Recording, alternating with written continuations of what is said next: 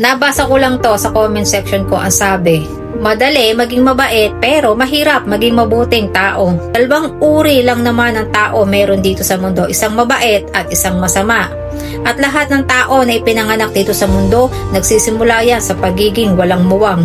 Na tanging sa pangalan at itsura mo lang may i-describe. Hindi mo rin malalaman kung siya ay magiging mabait o magiging masamang tao. Ang mga pangyayari, sitwasyon at mga tao na makakasama niya ang maghuhubog o maglalabas ng ugali na meron siya.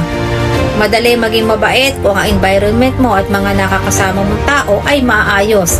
Pero kung ang nasa paligid mo ay puro mga toxic na tao na umuubos ng kabaitan mo at nagpapaikse lagi ng pasensya mo, talagang matitrigger ka at lalabas din ang pagiging masama mo.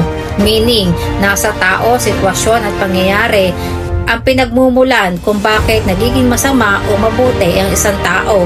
Paano mo mapipili na maging mabait kung ang nasa paligid mo ay puro masamang tao? Matuto ka maglagay ng pader sa sarili mo. Hindi yon pagiging selfish. Dahil kapag open ka sa lahat ng tao, para mo na din binubuksan yung pintuan mo para pasukin ka ng masamang tao. Reminders, hindi mo mapipili ang mga tao na makakasalubong mo sa kalsada. Pero ikaw pa rin ang may authority kung sinong tao lang ang pwedeng pumasok sa loob ng bahay mo. Set your boundaries and protect your peace.